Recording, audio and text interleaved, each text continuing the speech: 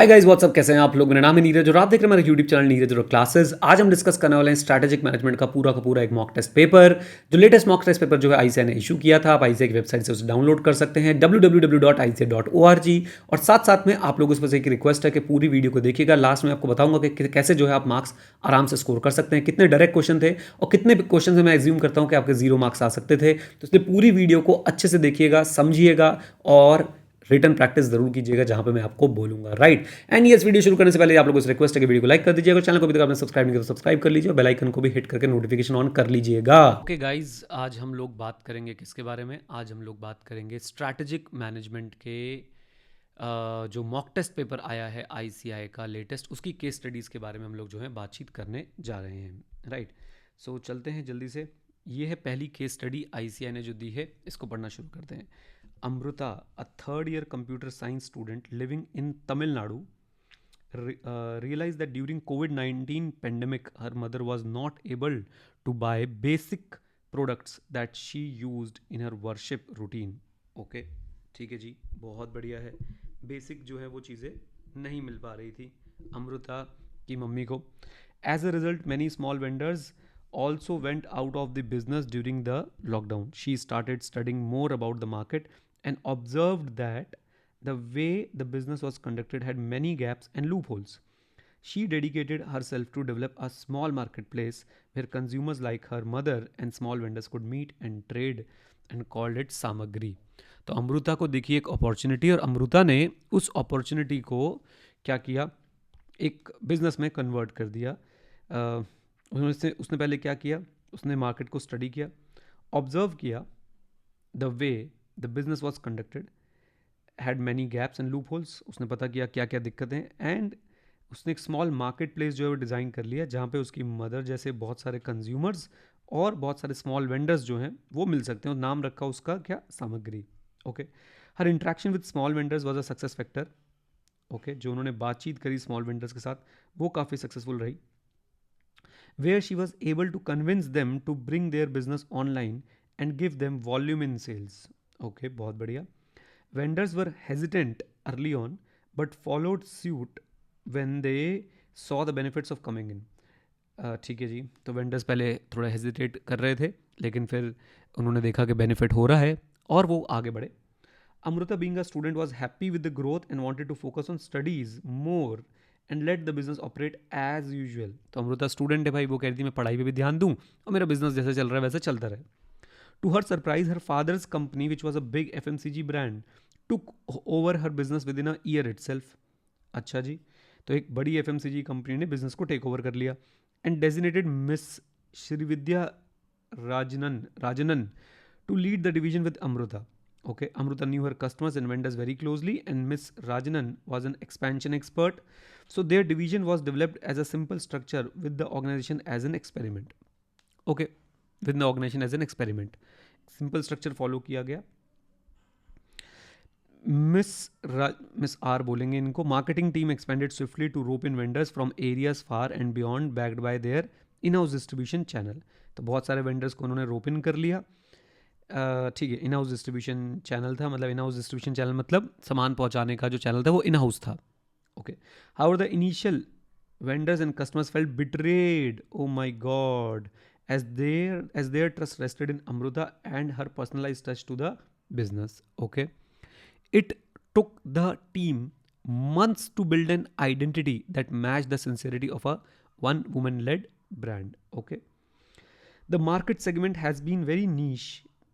One of the FMCG brand, however, ठीक है, very niche, one for the FMCG brand, however the results have been satisfying. तो नीच मतलब है कि भाई बहुत ही एकदम नैरो अप्रोच है, लेकिन साथ में ये भी है कि रिजल्ट जो है वो ठीक थे। The plan is to go pan India, यानी पूरी इंडिया में अपना सामान बेचना है in the coming years with Amrita leading from the front and miss Rajanan exiting the division. New markets, new ways of doing business are inevitable and bring a freshness to business is what Samagri has proven. बिल्कुल ठीक है जी, नई markets खुल गई, new way of doing business खुल गए। Based on the above case scenario, answer the multiple choice question. Which of the following characteristic has been one of the biggest strength of Samagri management?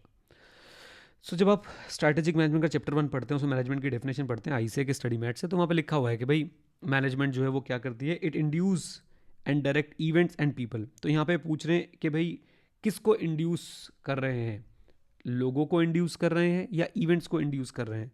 सो अब आप बोलोगे sir induce word का meaning बताओ पहले तो induce word का simple सा meaning है परस्यू और टू लीड, राइट। सो आप मुझे बताएं चूज करके कि भाई कौन सी करेक्टरिस्टिक जो है बिगेस्ट स्ट्रेंथ रही है सामग्री की, इवेंट्स को परस्यूड या लीड करना या लोगों को परस्यूड और डायरेक्ट करना, right. Influence process to make things happen, gain command over the phenomena. क्या लगता है आपको अमृता की स्ट्रैटेजी कैसे रही थी, to induce and direct people और to induce and direct events? ये दोनों तो मुझे समझ नहीं आ रहे, राइट। अगर मैं ध्यान से क्वेश्चन को पढ़ूं तो अमृता का इम्पैक्ट लोगों पे बहुत ज़्यादा था और उसने लोगों से मिलके ही जो है उनको समझा के उनका फ़ायदा दिखा के जो है बिजनेस किया। तो मेरे हिसाब से इसका answer induce and direct people होना चाहिए था। कोई ऐसा कोई, अब मैं क्या बताऊं कि भाई ये कोई ना ऐसा कॉन्सेप्चुअल क्वेश्चन मुझे लगा नहीं, राइट। बहुत जेनरिक क्वेश्चन था, तो हमने सर उसका आंसर अपने जेनरिक नॉलेज के बेसिस पे जो है वो देने की कोशिश करी, राइट। आइए, the leadership team decided to keep the organization structure straight and simple based on the intricacies of goals and objective, vision statement, business definition और business model। हाँ जी।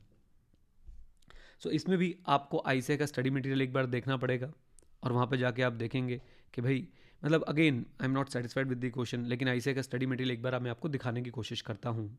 जब आप चैप्टर 3 में बिजनेस डेफिनेशन वाला पॉइंट पढ़ते हैं ना, बिजनेस डेफिनेशन जहाँ पे आपको विजन मिशन बिजनेस डेफिनेशन पढ़ाया जाता है, वहाँ पे जो है इन्होंने स्ट्रैटेजिक इंटेंट के अंदर जो आता है वहाँ पे उन्होंने एक लाइन लिखी हुई है कि organisation restructuring also depends on business definition. So मैं कुछ भाई कमेंट नहीं करना चाहता, बट वहाँ से एक वर्ड उठा के आपसे क्वेश्चन पूछ लेना कि ऑर्गेनाइजेशन स्ट्रक्चर जो है वो किस पे बेस्ड होगा, इंट्रिकेसीज ऑफ व्हाट, तो business definition, nothing else. I have got nothing else to say. पहले दोनों क्वेश्चन मैं कोई बहुत ज़्यादा इम्प्रेस नहीं हूँ और मैं बहुत ज़्यादा आप लोगों को परेशान नहीं करना चाहता बोल के कि भाई कैसे क्या कब क्यों। मतलब मैं विजन स्टेटमेंट भी इसका आंसर दे सकता हूँ, क्योंकि विजन स्टेटमेंट में साफ साफ लिखा है कि भाई जो भी सब सिस्टम्स बनते हैं वो फॉलो करते हैं किसको, विजन को, right. So not so happy but again can not fight. तो इसलिए भाई हम लोग बिजनेस डेफिनेशन के साथ चल रहे हैं, क्योंकि आईसीए के स्टडी मैट में बिजनेस डेफिनेशन में ऑर्गेनाइजेशन रीस्ट्रक्चरिंग कहीं पे लिखा हुआ है। Before Miss Srividya Rajanan joined the company, Amruta intent was inclined towards which of the following strategy? तो ये तो बहुत आसान क्वेश्चन है, इसमें आपको दिक्कत नहीं होनी चाहिए। सोचिए, इसमें मैं हेल्प नहीं करूंगा, इसमें आप लोग बताएंगे।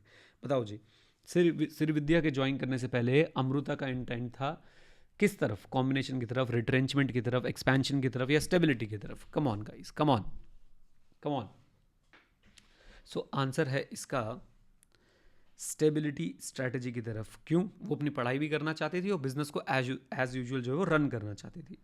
The marketing team of Samagri could not gauge a very crucial aspect of market that lead to temporary dent in the brand positioning. Which of the following is being mentioned in the above scenario? लीजिए, so Amrita ने जब hand over किया श्रीविद्या को सारा काम, तो लोग बाग थोड़ा सा परेशान हुए थे, याद है आप लोगों को? Come on come on come on come on.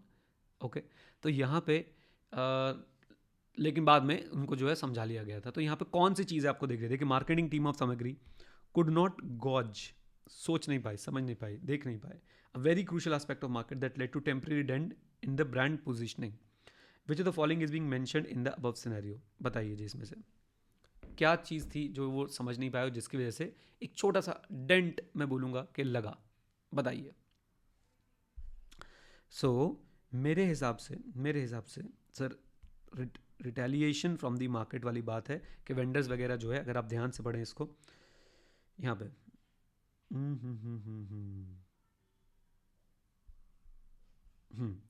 However, the initial vendors and customers felt betrayed as their trust rested in Amruta and her personalized touch to the business। तो यहाँ पे उनको एक रिटेलिएशन, एक एक विरोधाभास देखने को मिला, किससे? मार्केट से। Okay, then the very ideation of business was based on bringing about a change in existing ways of business. What can be said about the business basis of building सामग्री? तो ideation of business was based on bringing about a change in the existing ways of business। बिल्कुल ठीक है जी। What can be said about the basis of building सामग्री? Market penetration, business process re-engineering, product differentiation और best cost provider। क्या आप लोगों को लगता है इसमें से होना चाहिए था? कम ऑन, जल्दी बताइए। सो क्या किया इन लोगों ने कि भाई चेंज इन द एग्जिस्टिंग वे, यहाँ पे देख रहे हैं ना, इस चीज़ से मैं पकड़ पा रहा हूँ, change in the existing ways of business. तो इन्होंने एक तरीके से बिजनेस प्रोसेस री इंजीनियरिंग जो है वो लगाई है। इन्होंने बिजनेस करने का तरीका बिल्कुल ही जो है वो बदल के रख दिया है। मेरे हिसाब से इसका आंसर जो है BPR होना चाहिए। देन अ बेवरेज कंपनी, नेक्स्ट क्वेश्चन है, ये बिल्कुल अब डिस्कनेक्टेड है, केस स्टडी हमारी खत्म हो चुकी है, सारे एमसीक्यूज कर लेते हैं। A beverage company has more than 500 soft drink brands but none of them is anywhere close to its premium brand one sip in awareness. Okay, revenues and profits, तो इनका एक ब्रांड है वन सिप, उसकी ज़बरदस्त awareness है, ज़बरदस्त revenue है, ज़बरदस्त प्रॉफिट है। 500 सॉफ्ट ड्रिंक ब्रांड वो बनाते हैं, लेकिन वन सिप जो है सबसे ज़्यादा रेवेन्यू और प्रॉफिट जनरेट करके देता है। As per BCG matrix one sip brand for the beverage company is, क्या होना चाहिए आपके हिसाब से? तो यहाँ पे हमें ना ग्रोथ के बारे में कुछ गिवन नहीं है, राइट, हमें ग्रोथ के बारे में एज सच कुछ गिवन नहीं है कि ग्रोथ कैसे चल रही है इंडस्ट्री में। बस ये बता रखा है कि भाई एक ब्रांड है जो आपका मेजर रेवेन्यू और प्रॉफिट आपको ला के देता है, राइट। अब अगर ध्यान से आप देखें तो आपको ना BCG शेयर, मतलब BCG मैट्रिक्स के लिए आपको क्या क्या चाहिए होता था? BCG मैट्रिक्स के लिए आपको चाहिए ग्रोथ, राइट, और आपको चाहिए मार्केट शेयर। यहाँ पे आपको आपके प्रोडक्ट का तो मार्केट शेयर पता है, मतलब आपको आपके प्रोडक्ट के बारे में पता है, लेकिन आपको मार्केट के बारे में कुछ नहीं बताएगा कि मार्केट में इसका कितना शेयर है और ग्रोथ कैसी आ रही है इस इंडस्ट्री में। अब आप आंसर दीजिए। मैंने आपको प्रॉब्लम बताई क्या है। BCG क्या बोलता था कि भैया एक तरफ ग्रोथ होगा, एक तरफ मार्केट शेयर होगा, राइट।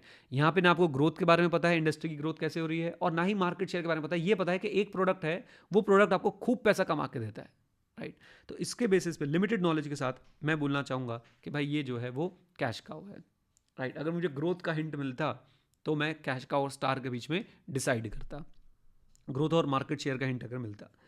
आइए जी, देन बात करते हैं हम लोग डेविस एंड लॉरेंस, आपका मैट्रिक्स स्ट्रक्चर की बात हो रही है। Propose 3 distinct phases of development of matrix structure. The phases are cross functional task force, product brand management and mature matrix. एक बार चेक कर लीजिएगा, तो बिल्कुल 3 पॉइंट दे रखे हैं, उसमें से इसका आंसर निकलता है। तो ये तो आपने अगर पढ़ा होगा तो आपको क्लियरली पता होगा। A famous restaurant enjoy full occupancy during the lunch and dinner time for last few month, in fact many customers go back as they have to wait for their turn. Okay, full occupancy है lunch और dinner time पे, कई customer वापस भी चले जाते हैं क्योंकि उनको वेट करना पड़ता है। Between 1500 hours to 1800 hours the occupancy rate is near to nil. अच्छा जी, 3 बजे से लेकर 6 बजे तक ऑक्यूपेंसी रेट बिल्कुल निल है।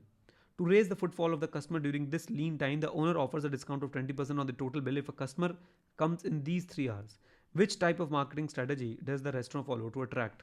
तो इसका आंसर तो सर जी सिंक्रो मार्केटिंग मुझे ही नज़र आ रहा है। भगवान करे डी मार्केटिंग ना दे रखा हो, नहीं दे रखा है, नहीं तो फिर लड़ाइयाँ होती और फिर आप पूछते सर डी मार्केटिंग क्यों, सिंक्रो क्यों नहीं, और सिंक्रो क्यों, डी मार्केटिंग क्यों नहीं। थैंक गॉड, अगर दे रखा होगा तो आई रियली डोंट नो। मैं अगर किसी बहुत बड़े मैनेजमेंट एक्सपर्ट से कभी मिला और वो मुझे समझा पाया तो मैं आपको समझा दूंगा भाई। What is the first step in comprehensive strategic management model? लीजिए, पहला स्टेप क्या होता है? आई थिंक बहुत क्लियर है सर जी। पहला स्टेप तो होता है हमारा विजन और मिशन स्टेटमेंट्स बनाना, है ना। तो ये तो पढ़ के क्लियर था। Which strategy is implemented after the failure of turn around? Turn around के बाद सर हम लोग डाइवेस्टमेंट ट्राई करते हैं, बिल्कुल क्लियर था, याद कीजिए मैंने क्लास में पढ़ाया भी है। टर्न अराउंड ट्राई करी और वो सक्सेसफुल नहीं हुई, या फिर पता था कि टर्न अराउंड सक्सेसफुल होगी नहीं, तो हम सीधा डाइवेस्टमेंट की तरफ जो है वो चले जाते हैं। Okay, a firm successfully implementing differentiation strategy would expect, okay, differentiation strategy जो लगा रही है वो क्या एक्सपेक्ट करती है? Customer to be sensitive to price increase, no. To charge premium prices, yes. Customers to perceive product as standard, no, different perceive करेंगे। To automatically have high levels of power over supplies, no. I think इसका answer जो है वो B होना चाहिए, क्योंकि जब आप डिफरेंशिएशन स्ट्रेटेजी लगाते हैं तो बेसिकली आप उम्मीद कर रहे होते हैं कि आप प्रीमियम चार्जेस जो है वो ले पाएंगे। ओके, एक बार चेक कर लीजिएगा, मेरे हिसाब से इसका आंसर जो है वो है B. Which is not a type of strategic control? तो strategic surveillance, special alert, premise, ये तीनों तो हैं स्ट्रेटेजिक कंट्रोल। बेसिकली ये अलग ही टॉपिक है। ऑपरेशनल एंड मैनेजमेंट कंट्रोल जो होता था ये तो ऑपरेशनल मैनेजमेंट कंट्रोल में आएगा। स्ट्रेटेजिक कंट्रोल में आप लोग मुझे कमेंट बॉक्स में बताएं कि फोर्थ कंट्रोल जो है वो कौन सा होता था? 4 होते थे, 4, 3 यहाँ लिखे हैं, strategic surveillance, special alert, premise control. अब आप लोग मुझे बताएंगे कि चौथा जो है वो कौन सा होता था, ज़रूर ज़रूर ज़रूर बताइएगा। लीजिए, ये सारे के सारे हमने क्या डिस्कस कर डाले हैं, MCQs। 15 नंबर आपके डिस्कस हो गए हैं 15 मिनट के अंदर। अब बाकी जो हैं क्वेश्चंस हम लोग वो डिस्कस करने की कोशिश करेंगे और आप लोग भी ज़रा साथ जुड़िएगा। ओके, चलो जी, चलो चलते हैं अब जल्दी से और इसको डिस्कस करते हैं। आ जाओ जी, अब चलते हैं अगले क्वेश्चन पे, जो कि 5 मार्क्स की एक डिस्क्रिप्टिव केस स्टडी टाइप इन्होंने बनाई है। पढ़ना शुरू करते हैं जी। Kamal sweet corner, a very popular sweet shop in Ranchi, was facing tough competition from branded stores of packaged sweets and imported goods. The owners realized that their business reduced by 50% in the last 6 months, and this created stressful business environment for them. To find a solution, they consulted a business consultant to help them develop a strategy to fight competition and sustain the century old family business. ठीक है जी, तो business consultant के पास गए। ये आप हैं, याद रखना, ये आप हैं मित्रों, ये आप हैं। Okay, the business consultant advise them to innovate a new snack for the public and marketed as the traditional snack of the region. ये तो बिजनेस का ब्रह्मास्त्र है, ट्रेडिशनल बना दो, राइट? नया स्नैक बनाओ और उसे ट्रेडिशनल बना दो। The owners like the idea and developed a new snack called dahi samosa. बच्चा पेपर देगा या वहाँ पे भाई वो स्लर्पी फील करने लग जाएगा। Okay, which very quickly became popular among the public, and it helped to regain the lost business of Kamal Sweet Corner. One of the crucial importance of strategic management was used. Okay, crucial importance of strategic management was use. अब strategic management की आपको importance जो है वो यहाँ पे याद होनी चाहिए कि स्ट्रैटेजिक मैनेजमेंट की इंपॉर्टेंस जो है वो क्या है, right? So one of the crucial importance was used by the business consultant of the to help the owners of the Kamal Sweet Corner. Which one could it be? Also, was this strategy reactive or proactive? ये तो बहुत आसान है। According to you, who are more beneficial? Who are more beneficial in general parlance? मैं कुछ टिप्पणी नहीं करना चाहूँगा, मेरी खुद की अंग्रेज़ी बहुत ख़राब है, बट चलिए, who are more beneficial to general parlance. तो 5 मार्क्स का क्वेश्चन है, बढ़िया क्वेश्चन सा मुझे लग रहा है, इसका आंसर करते हैं। तो अगर आप स्ट्रैटेजिक मैनेजमेंट की इंपॉर्टेंस देखते हैं तो एक इंपॉर्टेंस थी भाई, वो कंपनी को किस चीज़ में हेल्प करती है, प्रोएक्टिव रहने में जो है वो हेल्प करती है, राइट? डायरेक्शन देती है, फ्रेमवर्क देती है for all the major decision making, and prepare the organisation to face the future, path finder वाली, corporate defence mechanism, longevity, and जो लास्ट एडवांटेज आप पढ़ते हैं स्ट्रैटेजिक मैनेजमेंट की, वो क्या आती है? वो आती है साहब आपकी कोर कॉम्पिटेंसी और कॉम्पिटिटिव एडवांटेज। तो मुझे लगता है यहाँ पे जो है वो इंपॉर्टेंस जो वो यूज़ हुई है, one of the very crucial importance of SM was used. So creation of core competencies and creating competitive advantage is the main importance, or you can say the advantage of strategic management, which is used by the business consultant to help the owners of the Kamal Sweet Corner. Okay, ये answer हमने कर दिया। Then also what was this strategy, reactive और proactive? इसका answer तो आप लोगों को बताना चाहिए कि स्ट्रैटेजी रिएक्टिव थी या प्रोएक्टिव थी। तो मेरे हिसाब से ये स्ट्रैटेजी जो है वो थी भाई रिएक्टिव स्ट्रैटेजी, क्योंकि कमल स्वीट कॉर्नर ने in response to the market situation ये स्ट्रैटेजी जो है वो लगाई है। Okay, according to you who are the more beneficial? Who are more beneficial? भाई देखो, मेरे हिसाब से प्रोएक्टिव स्ट्रैटेजी मुझे ऐसा लगता है कंपैरेटिवली ज़्यादा बेनिफिशियल होती है। प्रोएक्टिव स्ट्रैटेजी जो है मेरे हिसाब से ज़्यादा बेनिफिशियल होती है, ताकि सर हमें बिजनेस में इंतज़ार ना करना पड़े कि मार्केट कुछ करे हम उसको रिएक्ट करें। देखिए, कोई अनप्रिडिक्टेड चीज़ है तो ठीक है, हम लोग रिएक्टिव स्ट्रैटेजी लगाएंगे, लेकिन जब आपको पता है कि बिजनेस में कुछ नयापन लाने की ज़रूरत है, कॉम्पिटिटिव एडवांटेज बनाने की ज़रूरत है, तो why not to be proactive? तो मेरे हिसाब से प्रोएक्टिव स्ट्रैटेजीज जो हैं वो ज़्यादा क्या होती हैं, बेनिफिशियल होती हैं। हमेशा इस बात को याद रखिएगा। Come on, right? लीजिए, तो ये क्वेश्चन है, इसका आंसर मैं आपको रिक्वेस्ट करूंगा कि आप इसके आंसर को एक बार देखें, जो मॉक टेस्ट पेपर के आंसर्स हैं, और उसके बाद रिटन प्रैक्टिस भी करें उस आंसर की। रिटन प्रैक्टिस भी करें, वो आप लोगों ने ही करनी है। Then the presence of strategic management cannot counter all the hindrance and always achieve success for organization. What are the limitations? Covered in class. मैं टाइम वेस्ट नहीं करना चाहता। Environment complex है, turbulent है, time consuming process है, costly है, और clearly estimate नहीं कर सकते कि कॉम्पिटेटिव रिस्पॉन्स क्या रहेगा। What is strategic group? Discuss the procedure of constructing strategic group map. I think industry में सबसे अच्छा स्ट्रैटेजिक ग्रुप मैपिंग हम लोग आपको कवर कराते हैं, तो प्लीज़ इसको आप इस क्लास में से जो है वो देख सकते हैं। आईपैड याद है आपको? आईपैड, तो आईपैड वाला शॉर्टकट जो है यहाँ पे आप लोग लगाने वाले हैं। Then mission statement of a company focus on the question who we are and what we do, explain briefly, covered in class. Differentiate between divestment and liquidation. तो कोई खास डिफ्रेंसिएशन नहीं है, एक बार आप जरूर देखिएगा आईसीए ने टेबुलर फॉर्म में अगर इसका डिफ्रेंसिएशन दे रखा है तो टेबुलर फॉर्म में ही आप लोग पढ़ के जाइएगा। डाइवेस्टमेंट में आप पूरा बिजनेस बंद नहीं कर रहे होते हैं, आप एक एसबीयू, आप एक पोर्शन को जो है वो लिक्विडेट करते हैं, लेकिन लिक्विडेशन में आप कंप्लीट सेल ऑफ कर देते हैं पूरे के पूरे बिजनेस को, राइट। तो इसी तरह से जो है आप चार एक डिफरेंस बता सकते हैं, और आईसीए का आंसर इसके लिए मैं आपको ज़रूर रिकमेंड करता हूँ, देखिएगा कॉन्सेप्ट जो है वो आपको समझा रखा है। जैसे आप बता सकते हैं कि भाई डाइवेस्टमेंट में हमारे पास कुछ एम्प्लॉयज़ रह जाएंगे, लिक्विडेशन में कोई भी एम्प्लॉय नहीं रहेगा, राइट। डाइवेस्टमेंट में हमारा एफर्ट होता है सर्वाइवल के लिए, और लिक्विडेशन में हमारा जो एफर्ट होता है वो किस लिए होता है, लिक्विडेशन में हमारा एफर्ट होता है कि भाई बस इसको फिनिश ऑफ करना है, और ऑल दो अनअट्रैक्टिव और एक्सट्रीम है लेकिन फिर भी इसको एक बेस्ट पॉसिबल मैनर में जो है हमने फिनिश ऑफ करना है। ओके, तो ये हो गया आपका 4A और 4B। आइए जी 5A पे चलते हैं। इस क्वेश्चन को जो है मैं आपसे रिक्वेस्ट करूंगा कि आप इंपॉर्टेंट मार्क कर लीजिए, क्योंकि ये आपके एग्जाम में इस तरह के क्वेश्चन जो है वो ज़रूर पूछे जा सकते हैं, और इसको मैं आपके साथ कवर भी करूंगा, इसका आंसर भी डिस्कस करूंगा आपके साथ। Domolo is a premium cycles and cycling equipment brand, premium, okay, which targets high spending customer with a liking for quality and brand name. Their cycles range from rupees 15,000 to rupees 1 lakh. The recent trends of fitness through cycling has created humongous demand for cycles and peripherals like helmet, lights, braking systems, fitness application, etc. The customer base has grown from 150% in the last 3 months. Okay जी, customer base grow हो चुका है काफ़ी ज़बरदस्त तरीके से. Mr. Vijay, who is an investor, wants to tap in this industry and bring about a cheaper option. तो विजय जी कह रहे हैं कि ये थोड़ा cheaper option लेके आओ for two people who cannot spend so much. Which business level strategy could best suit for Mr. Vijay's idea? And what are the major sub strategies that can be implemented to capture the maximum market? Now this question is good.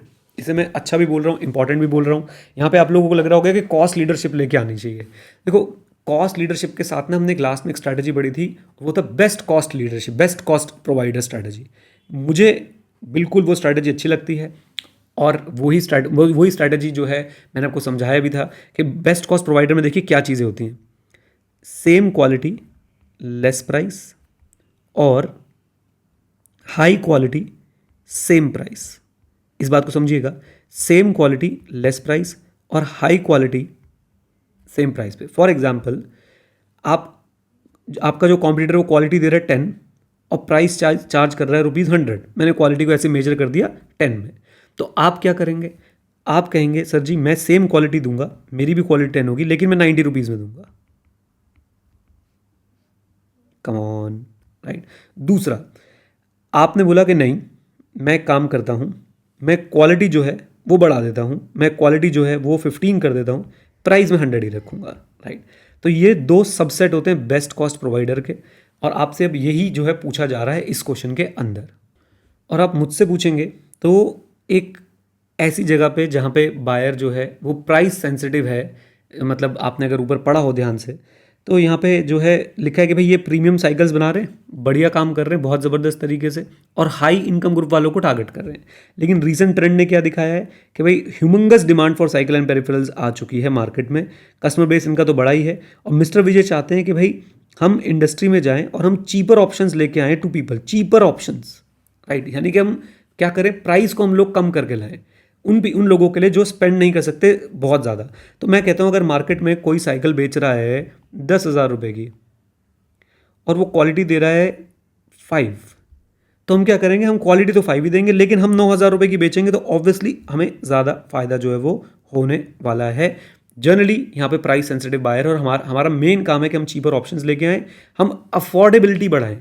तो मुझे लगता है कि ये वाली strategy, यानी कि कम price पे सेम क्वालिटी मेंटेन रखना, वो ज़्यादा कामयाब रहेगा। आइए एक बार इसका आंसर भी जो है वो पढ़ लेते हैं।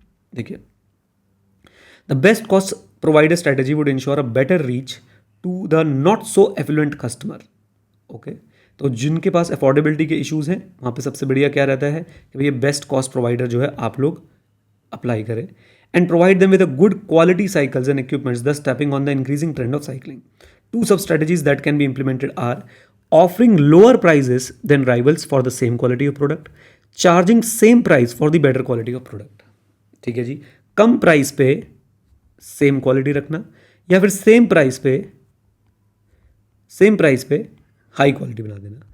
तो देन अब ये भी एक टैक्ट देखिए कि यहाँ पे क्वेश्चन का फैक्ट जो है वो आना ज़रूरी है। क्वेश्चन में मिस्टर विजय तो यहाँ पे ज़रूर आएंगे मिस्टर विजय। आइए ज़रा बात करते हैं।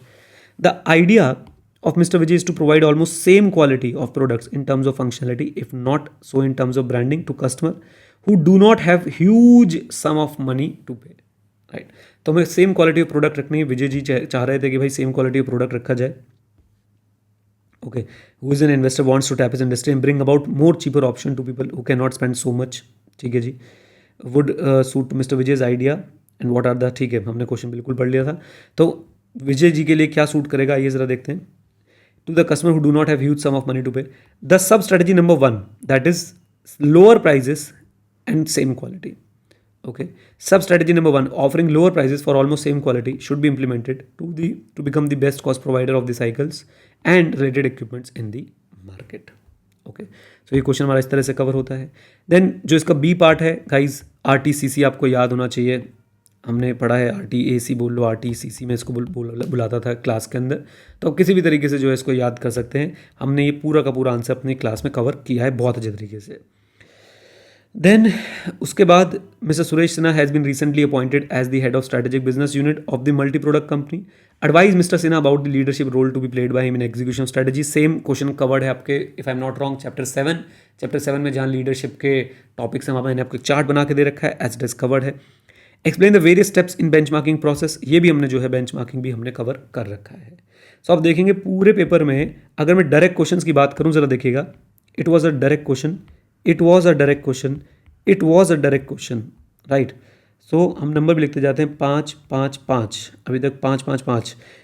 एक मैं 5A मान रहा हूँ, थोड़ा सा आपके लिए टफ रहा होगा, ठीक है। मैं 4B भी मान रहा हूँ, आपके लिए थोड़ा सा टफ रहा होगा, लेकिन 4A आपके लिए डायरेक्ट क्वेश्चन था, बिल्कुल डायरेक्ट क्वेश्चन था 4A, ठीक है जी। उसके बाद 3B मैं देख रहा हूँ कि आपके लिए बिल्कुल डायरेक्ट क्वेश्चन है, 3A आपके लिए डायरेक्ट क्वेश्चन है। तो ये 2 डायरेक्ट क्वेश्चन आपको और मिल गए 5 5,